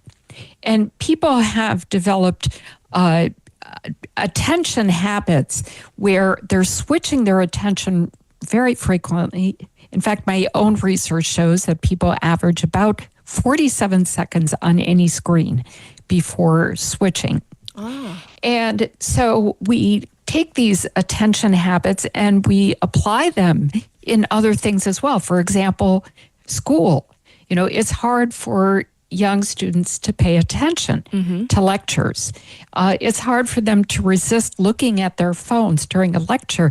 This is actually research that I did with a colleague in Korea at KAIST, Wishin Lee, who showed that students spend about a third of their time on their phones in college classrooms.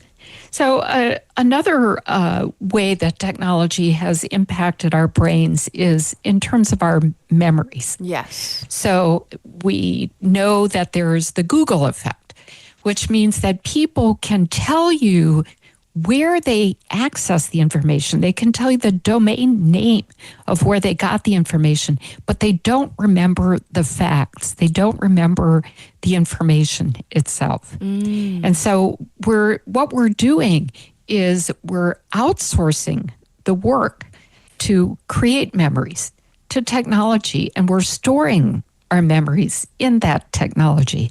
And so we don't necessarily have that information at hand, like we did before we became so reliant on the internet.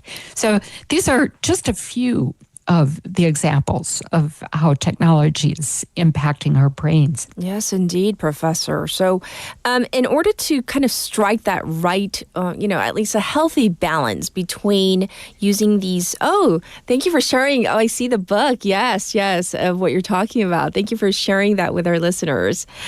So as we try to strike this balance between using these trends, whether it's bed rotting or brain rot, for relaxation, and also to avoid some of the potential harm that you've just mentioned, those short and long-term risks to mental health. How do we strike that right balance? Because, you mentioned earlier, just, a few minutes or seconds on your phone, it's not going to do us that much harm or any harm. But I don't know anybody that spends just like a few seconds or 2 minutes per day or 2 minutes here. I do, when you have free time, me included, I probably spend more than 2 minutes on my phone. So how do we balance that? Yeah, so if you're a person and you know that it's going to be hard to put the phone down. Well, one obvious thing is keep a distance from your phone. And if you have to do work, if you have to do important work, put your phone in a drawer, put it in another room, but don't keep it near you. And if you're having a conversation with another person, this is really important. Don't bring your phone out because research shows that just the presence of a phone makes the conversation less enjoyable, and people trust each other less when a phone is present. So keep the phone far away from you. And I talked about this idea of replacing your phone activity with something else. So instead of scrolling for an hour on social media, which is very common, think about another productive way that you can spend that hour. Maybe you want to do writing or maybe you want to think about developing expertise in something like identifying plants, or maybe you want to learn a musical instrument or learn another language. There are so many productive ways that we can use that time. And so the idea is to think about replacing the time spent on doing social media or whatever the brain rot material of choice happens to be, and apply that time to do something else, something to improve yourself. And even reading a great book is a way to do it. Yes, yes.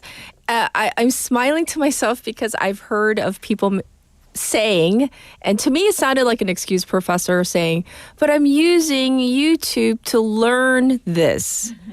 To me, it sounds kind of like an excuse because I felt like this particular person was using, their phone to learn this skill, but at the same time, they're still using their phone. To me, it was kind of like, but it's, yes, you're learning something, yeah, but it's still the internet and it's still using your phone. So I don't know. Am I being too much of I don't know. Am I being too strict with this whole idea or what do you think? Well, you might be, and you might not be. Okay. So yes, there are very positive things we can do on the internet. Sure. So we can learn things on the internet. I've had many students who have learned things like how to code on, how to code software on the internet. Sure. So there are courses that people can take. That's one of the greatest things about the internet are the free courses that people can take from the best instructors all over the world. So we have to understand how to separate the wheat from the chaff.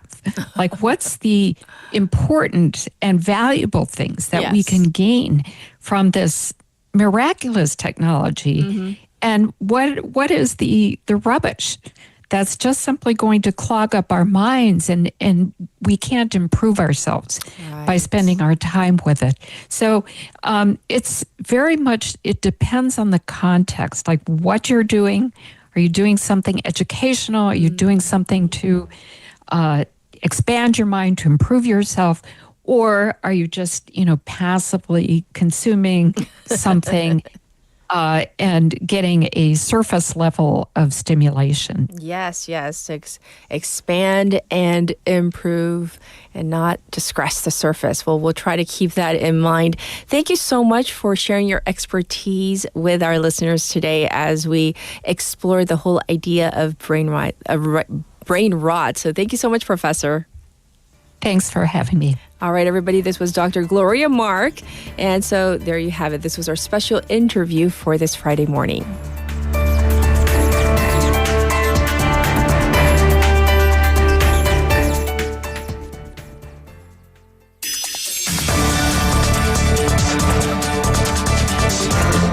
Get your local up-to-date news from Korea and abroad right here on Morning Wave in Busan with Catherine.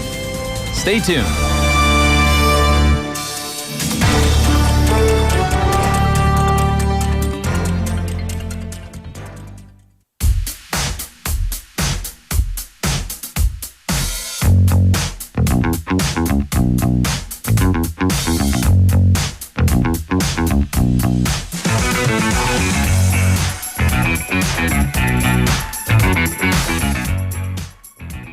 It's time for Foreign Press Highlights with Casey. How are you? I was good. I don't know.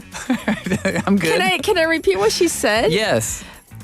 Our producer said, Casey, right before 머리 we came 안 on. 추워요? That's what she said. 안 추워요. 안 추워요. I heard 안 좋아요. I was like, 진짜? Yeah, that's what I you heard. thought. No, she said 안 추워요. I heard what I wanted to hear. You have selective hearing. Yes. We were talking about cilantro, and she straight up attacked your head. Was there any connection there? I have no idea. No context. 알겠습니다. I don't know. She's mumbling behind her mask. I have no idea what she's saying. I love this. Happy Friday morning to you. Happy. How many layers are you wearing today? Let's see if you can beat 고수, he's wearing 7 layers today. Oh, no, I can't. How many I would be wears? like this. Just 3. 1, 2, and then a little third What about one in you're not wearing a jacket today? there. Oh, yeah. Oh, does that count? Yeah. Should I go get it now? No. Put it on? Oh. Okay, so 4? 4. Okay. Yeah. And like scarf, like I got the longest scarf. It's like also that's like 5. a rescue that rope. counts. Yeah. 5 then? Yeah, it's like a triple wrap That's if 5. possible. You have 5 We're layers. going 5? So I'm counting. Are you judging me? 1, 2, 3, and then 4. Oh, I'm wearing 4. Yes. All right, showing off over there. Okay, Yeah. I see. Okay. What do you have for us today? Well, actually, kind of clothing, actually. Hats. Hats are going to be what we're talking about first. Hats? Yes. Do you need one? Are you cold? And we have a picture of, yes, okay. I do wear a very substantial hat. Okay. Yeah, I need it in case you don't know. Yes. Yeah, I need some coverage there. Yes. So actually this week there were a lot of articles that were really just straight up comparing the political situations in South Korea and the United States. So it's perhaps not surprising. Most of those were American media outlets. Yes. But not all. There were a lot of British outlets doing the same thing. Yes. So the one I'm going to go with, because there were several to choose from, is from CNN. And the headline kind of like straight out says it all. The comparison that you cannot miss. Stop the steal in South Korea. Why MAGA-like hats and slogans are a part of President Yoon's impeachment drama. So I'm going to give you just word for word from the article. So they say the crowds of people wrapped up against the bitter January cold that we've all been feeling. Clutch signs emblazoned with the slogan, "Stop the steal," literally in English. And you can see it there. And that's a lot of people with that same sign. Yes. And I think one of the reasons this is probably so interesting to international audiences of news readers is because, like, why would they be carrying signs in English that are about something very specific to the United States?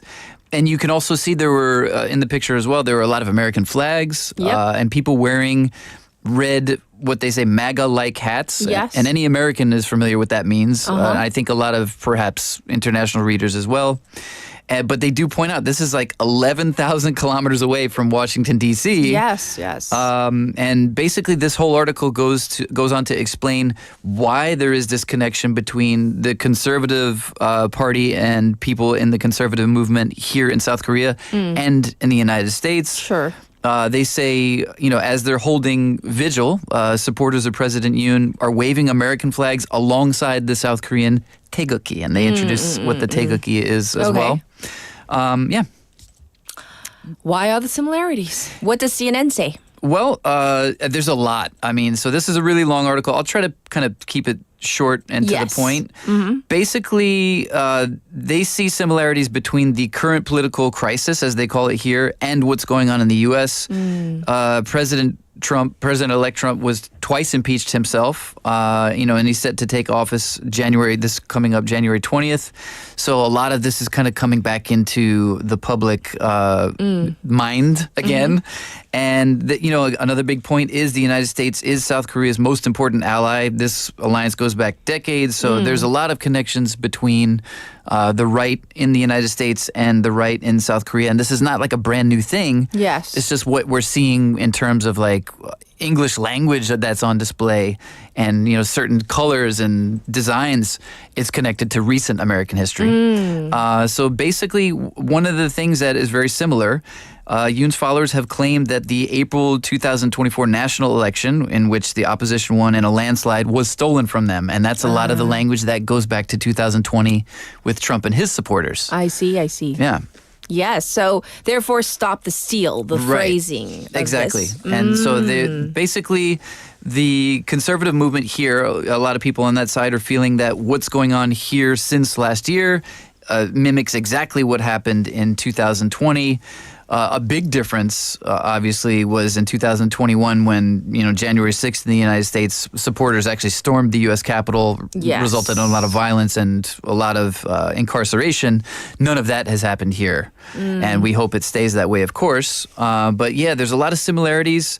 Actually, President Yoon did suggest that there was election fraud after his failed martial law declaration. He alleged in a speech on December 12th that South Korea's election computer systems were compromised by North Korean hackers. And like Trump's claims about the 2020 election, there is no evidence to substantiate that, according to both national election authorities here and also South Korea's judiciary. And one big difference, I think, is that South Koreans all vote with paper ballots. You know, the U.S. is everything is state by state. Yes, it's so different. But here, it's there's hard copies of every vote that are preserved, so it's much easier to kind of keep track. So, has anyone looked into the possibility of election fraud since? Yeah, and so they talk about that in the article. So on the night that martial law was declared, Yoon did send about 300 troops to the National Election Commission offices. And there is security footage that shows troops entering the building with one soldier appearing to take a photograph of election servers. And then later, the former defense minister, Kim Yong-hyun, did say troops were deployed there to look into the suspected election fraud. And then according to the National Election Commission, Yoon's claims are exaggerated and not true. And there's no evidence of outside intrusion into the election system found. The security system was enhanced prior to the April elections. But the story doesn't end there. No. So they talked to a few experts about that locally here. One is a professor of political science at Yonsei University, Hans Schattel. And he says many of Yoon's supporters believe without evidence that the president is being removed from office because he was investigating what he called election fraud. So that therefore that's the link. So because he was trying to look into it, that's why he's trying to be removed by other sides. So there's a lot of similarities between the two countries and what people believe and the evidence to support it. Yes. So is that where the comparison between the two countries end, or is there more? Yeah, actually, there's a lot more. There's a lot of talk, both from President Trump and President Yoon, about the dangers coming from the opposite side, from the opposition. In his speech, when he was declaring martial law, Yoon labeled the opposition's actions clear anti-state behavior aimed at inciting rebellion, and also referenced threats posed by North Korea's communist forces. And he vowed to eliminate anti-state elements. This echoed a lot of what Trump had said against his opponents, referencing enemies within and the radical left. So there's a lot of similarities in the language as well that's been used by both leaders. So yeah, it's in other words, if you look into it, it's at first glance, when you see all the iconography in South Korea, it's why is there so much from the U.S. that is on display right now? This article kind of goes, and a lot of articles this week kind of go to point out, this is not actually brand new. Right. It just looks unusual because what's the reference? But there are a lot of common references. Well, thank you for explaining. And now we have a better understanding. Whether we agree with, that is a whole different story. Sure. All right. Let's move on to our next story, though. A big segue is not possible. This is completely. So we're just jumping to a completely different story. Into a different story. Yeah. What is it? I was curious about this article. This is from Afar, which is a travel magazine, and the headline was, "This underrated Asian city is home to beaches, bathhouses, and rich history." Care to guess? Busan. Yeah. Yay. And this article was written by a travel writer who, she says basically for decades, her practice has been to visit a country's second attraction first in order to for a few reasons. I'm curious what you think about this. Okay. Starting slightly further afield leads to something richer and more unexpected. In this age of over-tourism, it's also a way to avoid the disappointing throngs at classic locations or sites and to give relief to the exhausted locals. And it might start a little bit harder to find things to do, to see, or to eat, but the payoff is often a relationship to a place less popularized with American travelers. Obviously an American travel writer. There you go. I was curious. Can you relate to that sentiment at all? I do. I'm going to be honest. Yeah. As an American, when I end up traveling wherever it is, and I see a bunch of other Americans at a spot, I'm like, my instinct is all right, well, I'm going to go somewhere else. I'm going to be honest. We have a reputation. I have to agree. I didn't want to say it. But we have earned ourselves a reputation as tourists, Americans I'm talking about, as being slightly loud and perhaps sometimes not self-aware. Sometimes, yes. Yeah, sometimes. Not all of us, not of always. course. But yes, I do when I find myself in a place like, oh, there's a lot of Americans here. I did something wrong. Like, where should I go? Yeah, right, kind of. I wonder if all of us feel that way. But sometimes, yes. Okay. Yes, I'm glad yes. I'm not alone. Okay. But so the writer says her first trip to Korea, she actually skipped Seoul and flew right here to Busan, a port town of about 3.4 million people that sits between the East Sea and Mount Kumjung. I never think about it that way. Like location-wise, is that the definition of our borders? It is, I guess. Yeah, I've never thought about it that way. What an interesting way to think about it, though. Yeah, and she points out that there's a lot of natural beauty as well as urban bustle here. There's, beaches, hiking trails, museums, markets, spas, temples. But the most interesting part about this article was about the history. So that's what I want to focus on if I got a little time. Yes. She basically talks about how Busan is a really unique city because of its unique history. Right. Both before World War II and, also up to the Korean War. The different groups that occupied this area kind of left a lot of marks here that have not been erased. Whereas a lot of Korea, buildings being knocked down and areas being redeveloped is kind of hard to see. Sure. But here she basically says that it's like, you can see the fact that this used to be the temporary capital. You can also see the different cultural landmarks that have been left behind. And you can kind of feel like a time traveler when you come here because you also, while you see what's going on in the present, you can also see the complicated past of the city. I think that's like the best thing about Busan. And you see the modernity. Right. And you still see the history. And you get the best of both. I agree. But also because we live here, do you kind of like overlook that? Absolutely. We take it for granted. Right? We do. So this article kind of like made me appreciate some things. She talked a lot about like the big local traditional markets. She talked about Jagalchi, of course. She talked about the Bosodong street market. She talked about, what's the other one? The huge one, Gukjaesijang. Oh, yeah. So she talked about those and how they've like actually changed, of course, but there's still a lot of like the history that you can see within them. She talked about, Gangtong. What's that name? Gangtong. 부평, I can't. 부평 깡통시장. Yeah, 감사합니다. She talked about that one as well, and just the fact that like she wonders like how long that those are going to stick around because they are relics of a past time. Yes. And everything that they sell you can find online. So like, that's true. Do they have like a limited time that they'll be around? So she felt like, oh, this is really cool. I get to still see this kind of atmosphere because it's very unique. It is. Yeah, I probably go just like once a year. Right. And it's not necessarily to buy the products at a cheaper price, but just to peruse. Right, because it's an experience. Just to kind of take it all in. Right. That's why I brought my mom there. What does she think? Well, we went there slightly later, so it was and it was cold, so we didn't spend a whole lot of time there. But yeah, it's Bad just like, Casey. I know, terrible tour guide. But yeah, it's a different world. It is. So yeah, I highly recommend this article because it talks about the history that you can see in Busan, but also there's a lot of recommendations. If you do have your mom or somebody else coming to visit, this would be a great article to kind of look at and be like, these are some things I should take my mom to. Umberto, who's American, says, nah, mega loud. Like, we're kind of trying to be nice about it. We're like, sometimes mega loud.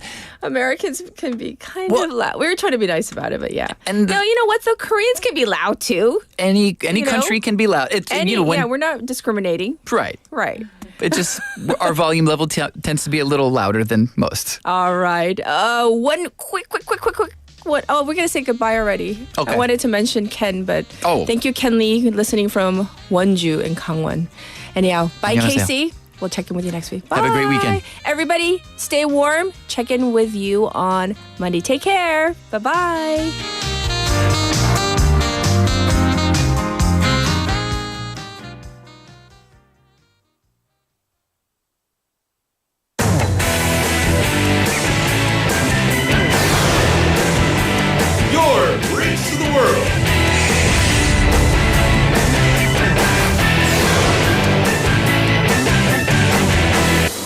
BEFM 부산영어방송